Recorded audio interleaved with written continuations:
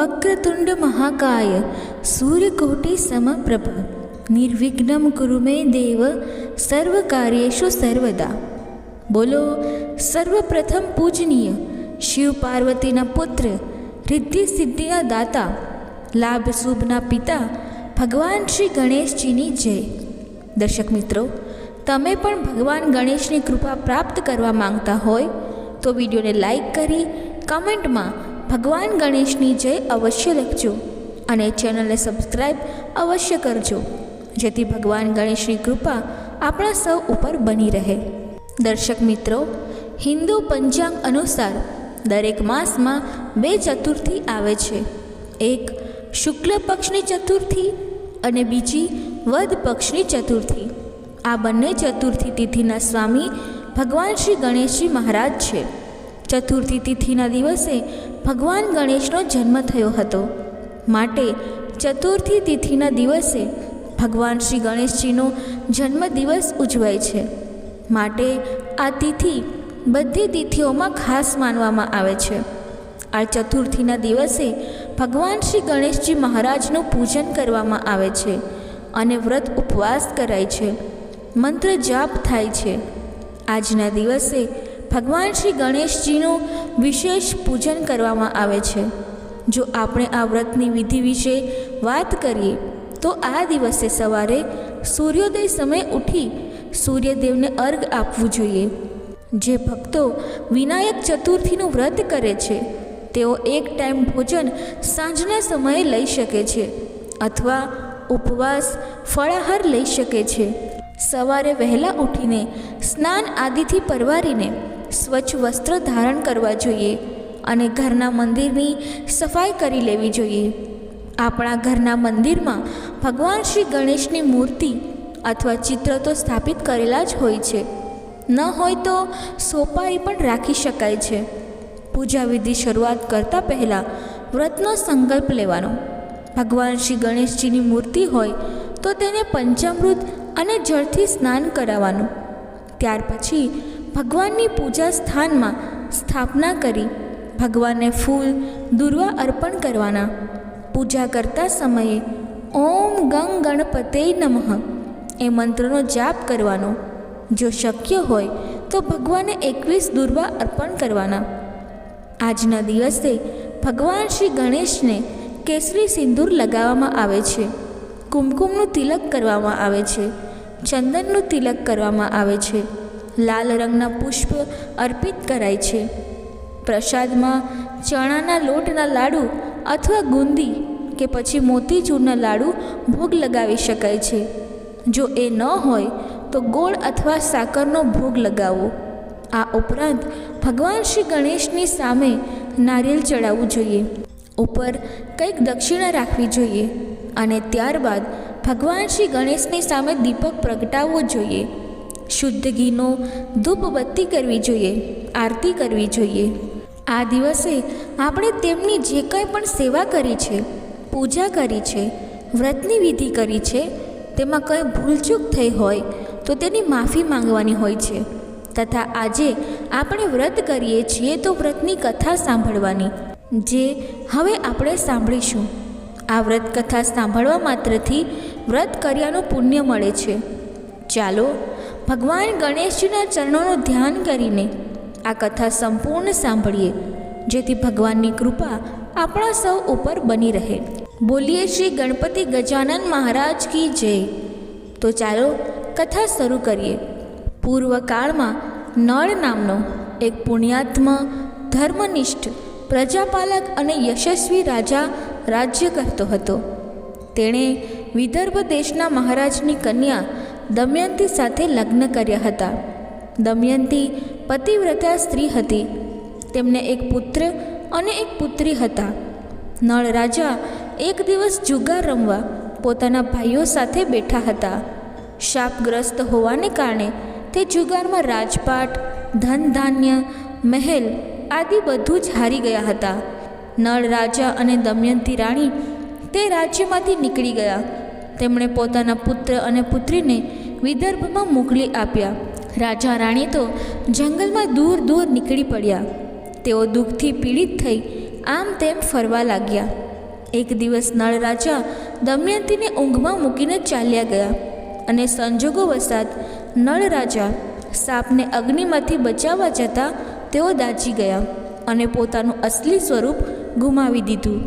તેઓ એક રાજાને ત્યાં રથ હાંકવાની નોકરીમાં જોડાઈ ગયા અને આમ નળ રાજા બીજા રાજ્યમાં રાજાના સારથી બન્યા. જ્યારે દમયંતી વનમાં ભટકવા લાગી તે મહા મુસીબતે પોતાના દિવસો કાઢવા લાગી. એક દિવસ વનમાં ભટકતા ભટકતા દમયંતીને મહર્ષિ સરભંગના દર્શન થયા. દમયંતીએ માથું નમાવી તેમને પ્રણામ કરીને સરભંગ ઋષિને પૂછ્યું, હે ઋષિવર, મારા પતિ મને ક્યારે મળશે? મારા આ દુઃખનો અંત ક્યારે આવશે? ત્યારે સરભંગ ઋષિ કહે છે, હે દમયંતી, તારું દુઃખ દૂર થાય એવો એક ઉપાય હું જણાવું છું. આનાથી તારું દુઃખ દૂર થશે અને તારી મનોકામના પૂર્ણ થશે. દર મહિને વિનાયક ચતુર્થી આવે છે. આ દિવસે એકદંત ગણેશજીની પૂજા અને વ્રત વિધિપૂર્વક કરવાથી તારી મનોકામના 12 માસમાં જરૂર પૂર્ણ થશે. સરભંગ ઋષિની વાત સાંભળી દમયંતીએ વિનાયક ચતુર્થીનું વ્રત પૂજન શરૂ કર્યું અને આ રીતે 12 માસ વ્રત પૂજન કરવાથી ગણેશજી પ્રસન્ન થયા અને નળ રાજા અને તેનો ભેટો થયો અને ટૂંક સમયમાં જ તેમણે રાજ્ય પુનઃ પ્રાપ્ત કર્યું. હે વિઘ્નહર્તા, હે સંકટહર્તા, હે રિદ્ધિ સિદ્ધિના પરમેશ્વર, પાર્વતીના લાડલા ભગવાન શ્રી ગણેશ, અમે પણ તમને પ્રાર્થના કરીએ છીએ કે જેવી રીતે આપનું આ વ્રત નળ રાજા તથા દમયંતી રાણીને ફળ્યું, તેવી જ રીતે જે કોઈ તમારું આ વ્રત કરે છે, વ્રત કથા સાંભળે છે, વાંચે છે, આ વિડીયોને લાઈક કરી કમેન્ટ કરે છે, તેને પણ ફળજો. તેમની મનોકામના પૂર્ણ કરજો, જેથી તેમના પરિવારમાં સુખ સમૃદ્ધિ બની રહે. તેમના ઉપર અને તેમના પરિવારના દરેક સભ્યો ઉપર તમારી કૃપા બનાવી રાખજો. તેઓ હંમેશા પ્રગતિ કરે, કોઈ દુઃખ સમસ્યા સંકટ તેમના ઘર ઉપર આવે નહીં અને પરિવારમાં હંમેશા સુખ શાંતિનું વાતાવરણ બની રહે. તો બોલો શંકર ભગવાનની જય, માતા પાર્વતીની જય, બોલો શ્રી ગણપતિ ગજાનન મહારાજની જય. ચાલો હવે બીજી કથાનું શ્રવણ કરીએ. એકવાર માતા પાર્વતી સ્નાન કરવા માટે જઈ રહ્યા હતા.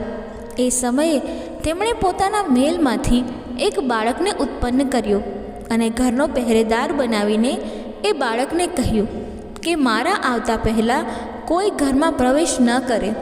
થોડીવાર પછી શિવજીએ જ્યારે ઘરમાં પ્રવેશ કરવા માંગ્યો તો બાળકે તેમને રોકી લીધા, જેના પર શિવજીએ ક્રોધિત થઈ ગયા અને બાળક સાથે ભયંકર યુદ્ધ કર્યું, પણ સંગ્રામમાં તેને કોઈ પરાજિત ન કરી શક્યું.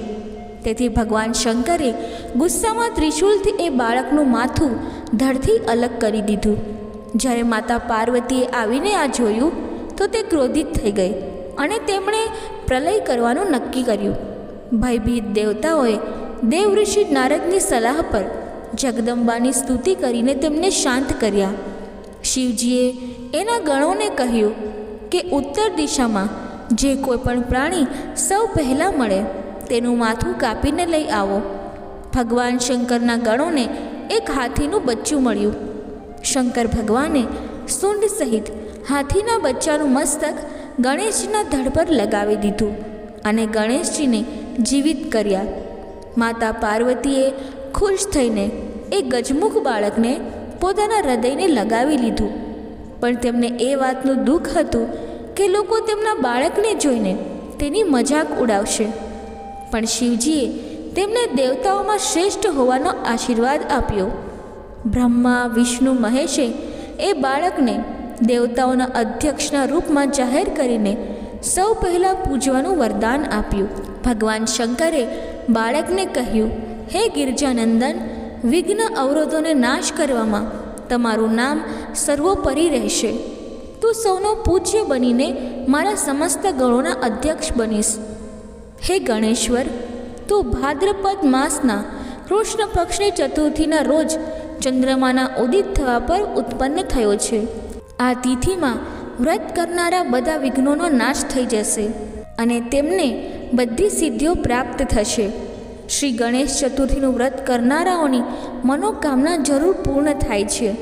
ગણેશજીની વ્રત કથા મુજબ એક દિવસ ગણપતિ મહારાજ રિદ્ધિ સિદ્ધિ સહિત આકાશ માર્ગે કૈલાશ તરફ જવા નીકળ્યા. રસ્તામાં ચંદ્રલોક આવતા ચંદ્રએ ગણપતિજીને જોયા. ગણપતિનું મુખ અને પેટ જોઈને ચંદ્ર ખડખડાટ હસવા લાગ્યા અને તેની મશ્કરી કરવા લાગ્યા. આથી ગણપતિજીને ચંદ્ર પર ખૂબ જ ગુસ્સો આવ્યો અને તેને શ્રાપ આપતા બોલ્યા, ચંદ્ર, તું ખૂબ રૂપાળો છે એની ના નથી, પણ એથી અભિમાનમાં આવી જઈ અન્યની મશ્કરી ના કરાય. આજે તે મારી મશ્કરી કરી છે, માટે હું તને શ્રાપ આપું છું કે આજે એટલે કે કોઈ પણ મહિનાની સુદ ચોથના દિવસે કોઈ તારી સામું નહીં જુએ અને કદાચ કોઈ ભૂલે ચૂકે જોશે તો તેના ઉપર અણધારી આફત આવશે. આ સાંભળી ચંદ્ર ધ્રુજી ઉઠ્યા અને બીકના માર્યા કમળમાં છુપાઈ ગયા. ચારે કોર અંધકાર છવાઈ જતા હાહાકાર મચી ગયો. સ્વર્ગના દેવો બ્રહ્માજી પાસે જઈ ચંદ્રના શ્રાપનું નિવારણ પૂછવા લાગ્યા. બ્રહ્માજી બોલ્યા કે ગણપતિજીનો શ્રાપ કદી મિથ્યા જતો નથી, છતાં પણ હું તમને એના નિવારણનો ઉપાય બતાવું છું. સાંભળો, થોડા દિવસ પછી ભાદરવો મહિનો આવશે. એ મહિનામાં સુદ એકમથી સુદ ચોથ સુધી ચંદ્રએ આ વ્રત કરવાનું રહેશે કે ગણપતિજીની કોઈ પણ ધાતુની કે પંચધાતુની મૂર્તિ બનાવી તેની સ્થાપના કરવી, પછી વિધિવત તેની પૂજા કરવી, નૈવેદ્યમાં લાડુ ધરાવો. સાંજે ગણપતિજીની મૂર્તિને વાજતે ગાજતે નદી કાંઠે લઈ જઈ જળમાં પધરાવી દેવી. આ દિવસે બ્રાહ્મણોને જમાડી યથાયોગ્ય દાન દક્ષિણા આપવામાં આવે તો ગણપતિજી રીઝે છે અને ચંદ્રને શ્રાપમાંથી મુક્તિ મળે છે. ભાદરવો મહિનો બેસતા જ ચંદ્રએ ગણપતિજીની સ્થાપના કરી ગણેશ ચતુર્થીનું વ્રત કરવા માંડ્યું. ચંદ્રએ વિધિવત પૂજા કરી, પ્રાર્થના કરી, હે ગજાનન, મારાથી ભૂલમાં જે કંઈ બોલાઈ ગયું હોય તે કૃપા કરીને ભૂલી જાઓ અને ક્ષમા કરો. હવે આવી ભૂલ નહીં કરું. તમે દયાળુ છો, કૃપા કરીને મને શ્રાપમાંથી મુક્ત કરો. ગણપતિજી ચંદ્રની ભક્તિથી ખુશ થયા. તેને દર્શન આપીને બોલ્યા, ચંદ્ર, તું સંપૂર્ણ શ્રાપ મુક્ત તો નહીં થઈ શકે, છતાં હું તારા વ્રતથી ખુશ થઈને શ્રાપ થોડો હળવો કરું છું. જો કોઈ પણ વ્યક્તિ શુદ્ધ બીજના ચંદ્રના દર્શન કરી પછી ચોથના દર્શન કરશે તો તેને કોઈ સંકટ નહીં આવે, પણ શુદ્ધ ચોથના એકમાત્ર દર્શન કરશે તો તેને કલંક લાગશે. વળી આ કલંકને દૂર કરવા માટે કોઈ ગણેશ ચોથનું વ્રત કરશે તો હું તેના પર પ્રસન્ન થઈ તેને સંકટમાંથી મુક્ત કરીશ. હે ગણપતિ દાદા, તમે ચંદ્રને ફળ્યા તેવા સૌને ફળજો. હિન્દુ ધર્મમાં તમામ દેવતાઓનું પોતાનું આગવું મહત્ત્વ અને સ્થાન છે. મા લક્ષ્મીને ધનની દેવી કહેવામાં આવે છે. ભગવાન કુબેરને ધન અને સમૃદ્ધિના દેવતા માનવામાં આવે છે અને આ તમામ દેવતાઓમાં ભગવાન શ્રી ગણેશનું સ્થાન પહેલું છે. શ્રી ગણેશને પ્રથમ પૂજવામાં આવે છે. તેમણે કરેલા ચમત્કારની કથાઓ દરેક ભક્તો જાણતા હોય છે અને આજે આવી જ એક દંતકથા અહીં જણાવવા જઈ રહ્યા છીએ. જ્યારે ભગવાન કુબેરને તેમની અઢળક સંપત્તિ પર ઘમંડ હતું ત્યારે ગણેશજીએ કેવી રીતે તેમનું અભિમાન તોડી નાખ્યું હતું. આવો જાણીએ આ ભક્તિ કથાનો મહિમા. કુબેરજીને ધન દોલત પર ખૂબ ઘમંડ હતો. આ દંતકથા અનુસાર એકવાર કુબેરને એના પર અહંકાર થયો કે તેની પાસે ત્રણેય લોકમાં સૌથી વધુ સંપત્તિ છે. પોતાની શ્રીમંતાઈ બતાવવા માટે કુબેરે બધા દેવતાઓને પોતાના ઘરે તહેવારમાં આવવા આમંત્રણ આપ્યું. સૌપ્રથમ કુબેર આમંત્રણ લઈને કૈલાશ પહોંચ્યા, જ્યાં તેમણે ભગવાન શિવને તેમના પરિવારને ભોજન સમારંભ માટે આવવા નિમંત્રણ આપ્યું. કુબેરની આ મનસા ભગવાન શિવ જાણી ગયા. તેમના આમંત્રણ પર શિવજીએ કહ્યું કે તેમની જગ્યાએ તેમનો પુત્ર ગણેશ અવશ્ય આવશે. સમારંભમાં સોના અને ચાંદીના વાસણોમાં ભોજન પીરસાયા.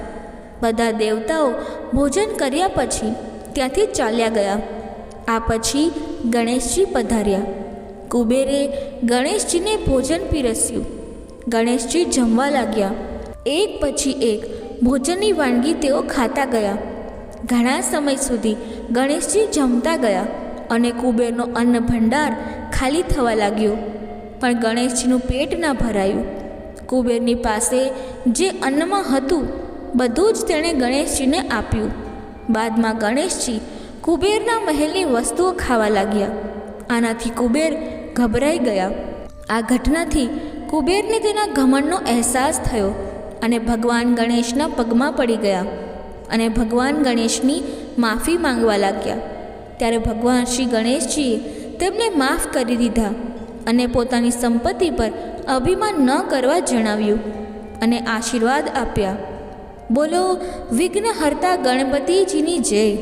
કહેવાય છે કે એક વખત વિવાહ કરવા બાબત ગણેશજી અને તેમના ભાઈ કાર્તિકેય વચ્ચે વિવાદ થયો. આથી બંને ભાઈ માતા પિતા પાસે ગયા. માતા પિતાએ કહ્યું, અમારા માટે તો બંને પુત્રો એક સમાન છે. આથી અમે એવો નિર્ણય લીધો છે કે જે પુત્ર આખી પૃથ્વીની પ્રદક્ષિણા કરી પહેલો આવે તેના વિવાહ પહેલાં થશે. આથી કાર્તિકેય પોતાના વાહન મોર ઉપર બેસી ઝડપથી પૃથ્વીની પ્રદક્ષિણા કરવા નીકળી પડ્યા. પરંતુ ગણેશજીએ ચતુરાઈ વાપરી. તેમણે માતા પિતાને આસન પર બેસાડી તેમની પૂજા કરી અને તેમની 7 વાર પ્રદક્ષિણા કરીને કહ્યું કે કોઈ વ્યક્તિ માતા પિતાનું પૂજન કરી તેમની પ્રદક્ષિણા કરે તો તેને પૃથ્વીની પ્રદક્ષિણા કર્યાના ફળની પ્રાપ્તિ થાય છે. ગણેશજીનો આ તર્ક સૌએ સ્વીકાર્યો અને વિશ્વકર્માજીની બંને પુત્રી રિદ્ધિ અને સિદ્ધિ સાથે ગણેશજીના લગ્ન થયા. કહેવાય છે કે મહર્ષિ વેદવ્યાસે મહાભારતની રચના કરી પણ તેનું આલેખન ગણેશજીએ કર્યું હતું. એવું પણ કહેવાય છે કે ભગવાન પરશુરામ સાથેના યુદ્ધ દરમિયાન ગણેશજીનો એક દાંત તૂટી ગયો હતો.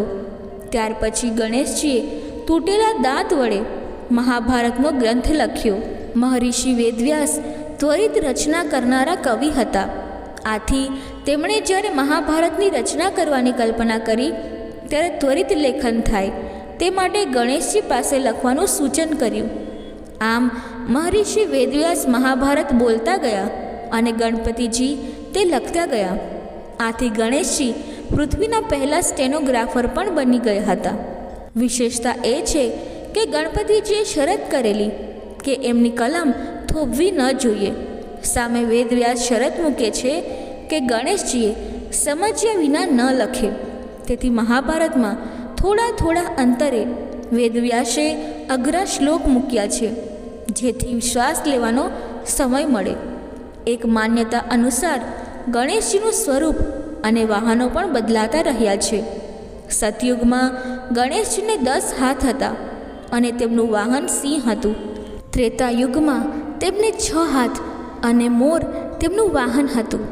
દ્વાપર યુગમાં તેમનું મુખ હાથીનું અને તેમને 4 ભુજા હતી અને કળિયુગમાં તેમના 2 હાથ અને મૂષક તેમનું વાહન હતું. સતયુગ અને ત્રેતાયુગમાં વિનાયક અને દ્વાપર તથા કળિયુગમાં ગણેશજી ગજાનન કહેવાયા. એવું કહેવાય છે કે પ્રાચીન સમય દરમિયાન સુમેરુ પર્વત પર સોબરી ઋષિનો એક સરસ આશ્રમ હતો. તેમણે તેમની પત્ની અત્યંત સુંદર, સ્વરૂપમાન અને મોહક હતી. તેનું નામ મનોમયી હતું. એક દિવસ ઋષિ યજ્ઞ માટે લાકડા કાપવા જાય છે. મનોમયી આશ્રમમાં કામ કરી રહી હતી. તે વખતે કોચ નામનો એક દુષ્ટ ગંધર્વ આશ્રમમાં આવ્યો અને તેણે ઋષિની પત્ની મનોમયીનો હાથ પકડી લીધો. તે જ સમયે ઋષિ પણ ત્યાં આવી પહોંચ્યા. ઋષિએ ગંધર્વને શ્રાપ આપતા કહ્યું કે તે ચોરની જેમ મારી પત્નીનો હાથ પકડ્યો છે. આથી તું મૂષક બનીને આ ધરતી પર અવતાર પામીશ અને જિંદગીભર ચોરી કરીને પેટ ભરીશ. ઋષિના આ શ્રાપથી ગંધર્વ ગભરાઈ ગયો અને તેણે ક્ષમા માંગી. આથી ઋષિએ કહ્યું કે મારો શ્રાપ વ્યર્થ નહીં જાય. પણ દ્વાપર યુગમાં ગણપતિજીનો જન્મ થશે ત્યારે તું તેમનું વાહન બની જઈશ, જેથી દેવગણ અને લોકો પણ તારું સન્માન કરવા લાગશે. શંકર ભગવાને ગણેશજીને આશીર્વાદ આપ્યા હતા કે જે કોઈ વ્યક્તિ કાર્યની શરૂઆત કરતાં પહેલાં ગણેશજીની પૂજા કરશે તો તેના કામમાં કોઈ પણ વિઘ્ન નહીં આવે. આથી ગણપતિજીને વિઘ્નહર્તા પણ કહેવાય છે. ગણેશજીનું વ્યક્તિત્વ તો આકર્ષક છે જ, પણ તેમનો આકાર અને તેમના અંગો પણ પ્રેરણાદાયી અને ઉપદેશક છે. ગણેશજીનું મોટું માથું કહે છે કે આપણા સારા વિચારો કરીએ, વધારેમાં વધારે શીખીએ, વધારે જ્ઞાન મસ્તકમાં ભેગું કરીએ. મોટું માથું એટલે કે જ્ઞાનથી ભરપૂર. આપણા દરેક અંગ કરતાં જ્ઞાન મસ્તક મોટું હોવું જોઈએ. ગણેશજીની નાની પણ વેધક અણિયારી આંખો કહે છે કે આપણે દિશાહીન થવાનું નથી, પણ એકાગ્રતા મેળવી આપણી આંખને માત્ર અને માત્ર લક્ષ્ય પર કેન્દ્રિત કરવાની છે. દરેક કામ ઝીણવટથી કરી બાજ જેવી નજર રાખવી કે જેથી સમય પહેલાં સંકટોને નિહાળી શકાય. ગણેશજીના મોટા કાન કહે છે કે સૌનું સાંભળો અને પોતાના બુદ્ધિ ચાતુર્યથી કામ લો. ગણેશજીનું લાંબુ નાક હંમેશા આજુબાજુના વાતાવરણને સૂંઘીને પરિસ્થિતિનો અંદાજ મેળવી લે છે. ગણેશજીનું મોટું પેટ કહે છે આપણે સારું ખરાબ બધું જ પચાવી લેવું જોઈએ. સફળતાથી અભિમાન ન આવવું જોઈએ અને નિષ્ફળતાથી હતાશ ન થવું જોઈએ. ગણેશજીનું વાહન ઉંદર પણ તર્ક વિતર્કમાં નંબર 1 છે. તેનું તારણ દુનિયામાં તેજોળ છે. મૂષકના આ ગુણ જ તેને ગણપતિજીનું વાહન બનાવ્યું છે. આ જ રીતે ગણેશજીનું આંતરિક રૂપ પણ એટલું જ પ્રેરણાદાયી છે. ભગવાન ગણેશના લગ્ન કોની સાથે અને કેવી રીતે કર્યા હતા? ભગવાનના લગ્ન સાથે એક કથા જોડાયેલી છે. ભગવાન ગણેશનું મોં હાથીનું અને દાંત તૂટેલો હતો, તેથી તેમના લગ્ન થતા ન હતા. પૌરાણિક કથાઓમાં કહેવામાં આવે છે કે ગણેશજી સાથે લગ્ન કરવા માટે કોઈ કન્યા તૈયાર ન હતી. પોતાના લગ્ન ન થવાથી ભગવાન ગણેશ ગુસ્સે થઈ ગયા હતા. ભગવાન ગણેશ જ્યારે અન્ય લોકોના લગ્ન જુએ તો તેમનું મન દુઃખી થઈ જતું હતું. એવું કહેવામાં આવે છે કે પોતાના લગ્ન ન થતા એ વાતથી દુઃખી ભગવાન અન્ય દેવતાઓના લગ્નમાં વિઘ્ન ઊભા કરતા અને આ કામમાં તેમની મદદ તેમનું વાહન કરતું હતું. ગણેશજીના આદેશથી મૂષક અન્ય દેવી દેવતાઓના લગ્ન મંડપને નષ્ટ કરી દેતા. તેનાથી અન્ય દેવતાઓના લગ્નમાં અવરોધ ઊભા થતા હતા. આ કારણે તમામ દેવતાઓ અસ્વસ્થ થઈ ગયા અને શિવજી પાસે તેમની ફરિયાદ કરવા આવ્યા. શિવજી પાસે પણ આ સમસ્યાનું સમાધાન ન હતું. તેથી શિવજી અને પાર્વતી દેવી બ્રહ્માજી પાસે ગયા. તેઓ યોગમાં લીન હતા, પરંતુ થોડી વારમાં 2 યોગ કન્યા પ્રગટ થઈ. તેમનું નામ રિદ્ધિ અને સિદ્ધિ હતું. આ બંને બ્રહ્માજીની માનસ પુત્રીઓ હતી. બંને પુત્રી સાથે બ્રહ્માજી ગણેશજી પાસે પહોંચ્યા. તેમણે બંનેને શિક્ષા આપવા કહ્યું. આ વાત માટે ગણેશજી પણ તૈયાર થઈ ગયા. જ્યારે પણ ગણેશજી પાસે કોઈના વિવાહની સૂચના આવતી તો રિદ્ધિ અને સિદ્ધિ તેમનું ધ્યાન ભટકાવતી અને લગ્ન સુખરૂપ પાર પાડતા. એક દિવસ ભગવાન ગણેશજી આ બધું જ સમજી ગયા. જ્યારે મૂષકે પણ ભગવાન ગણેશને કહ્યું કે દેવતાઓના લગ્ન અવરોધ વિના પૂર્ણ થયા, ત્યારે ગણેશજી ગુસ્સે થયા.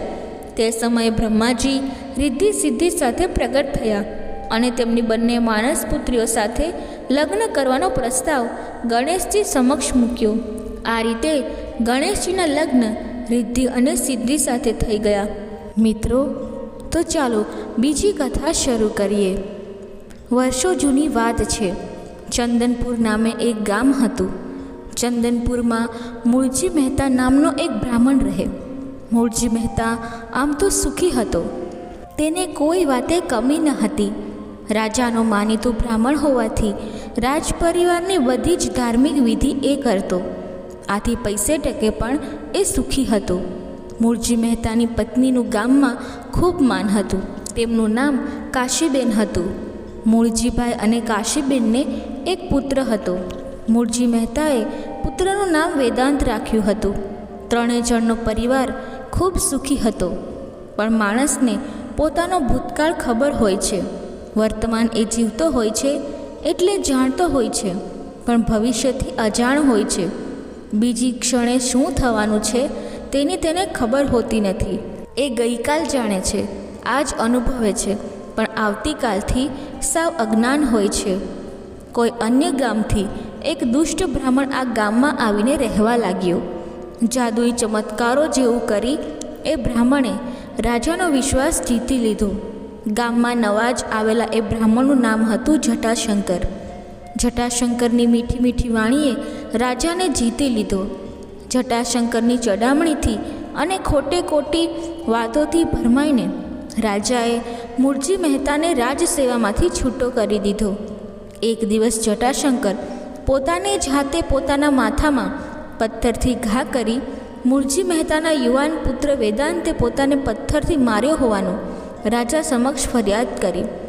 રાજાએ વેદાંતને કારાગૃહમાં ધકેલી દીધો. મૂળજી મહેતા અને કાશીબેનને માથે આભ તૂટી પડ્યું. મૂળજી મહેતાએ તેમણે જટાશંકરની મેલી રમતો સમજાવવાની ઘણી મહેનત કરી, પણ રાજાએ કહી દીધું, મૂળજી ગોર, તમે અમારી ઘણી સેવા કરી છે એટલે અમે તમને કોઈ સજા કરતા નથી, પણ હવે પછી જો તમે જટાશંકર વિરુદ્ધ બોલશો તો તમને અને તમારી પત્નીને પણ આજીવન કારાવાસમાં નાખી દઈશું. તમારા પુત્રને પણ છોડવાની વાત ન કરતા. રાજાનો આદેશ સાંભળી મૂળજી મહેતા અને તેમની પત્ની ચોધાર આંસુએ રડ્યા. હવે શું કરવું? કોઈ આવક ન હતી. ગામના લોકો પણ રાજાના ભયથી મૂળજી મહેતાને ગોરપદું કરવા બોલાવતા નહીં. મૂળજી ગોરને માથે તો આફતનો પહાડ તૂટી પડ્યો. તેમની પત્ની માંદગીમાં પટકાયા. પુત્ર જેલમાં.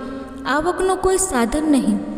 હવે તો એક વખતની દાળ રોટલી ખાવાના પણ સાંસા પડવા લાગ્યા. અત્યાર સુધી જે કમાયા હતા તે પત્નીની માંદગી પાછળ ખર્ચાઈ ગયું. પડોશના ગામ નવાનગરમાં હિમાલયથી એક સાધુએ આવીને ઉતારો કર્યો.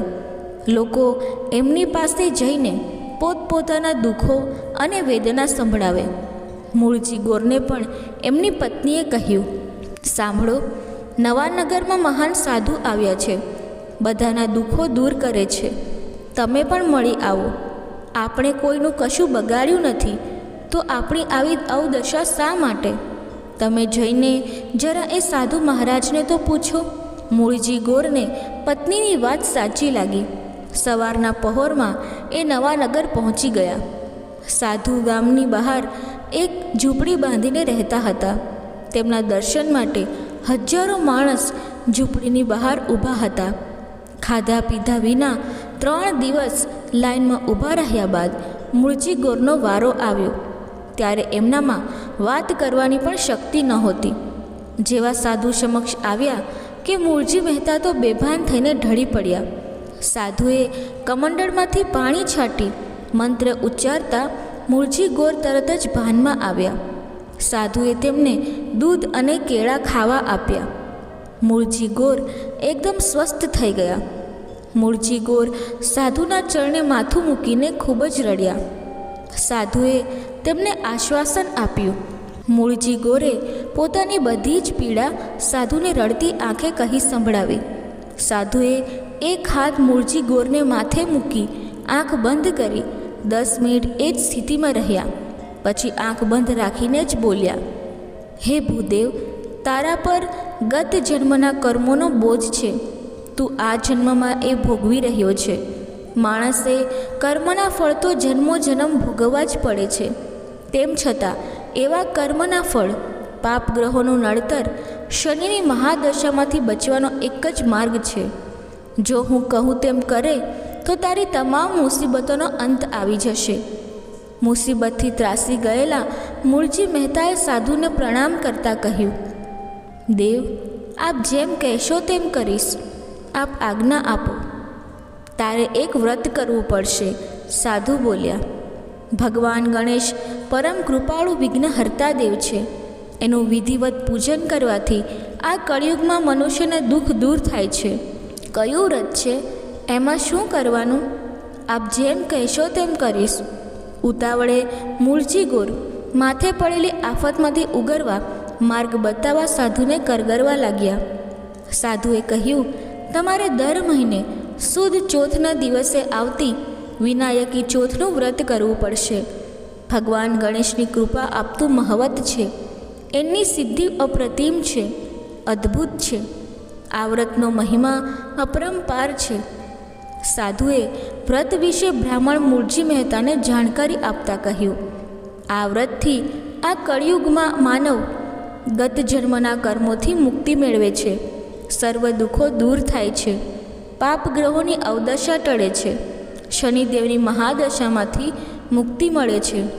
નિસંતાનને સંતાન, નિર્ધનને ધન, બેઘરને ઘર અને બેકારને કામ મળે છે. મૂઠ મારણ મંતર તંતરની મેલી અસરને હટાવે છે. આમ કહી સાધુ મહારાજે વ્રતનો મહિમા સંભળાવ્યો. મને કહો, એ વ્રત કઈ રીતે કરવું મહારાજ? મને કારણ વગર પરેશાનીના વાદળોનો અનુભવ થઈ રહ્યો છે. મને વ્રત વિધિ જણાવીને મારી અવદશામાંથી મુક્ત કરો.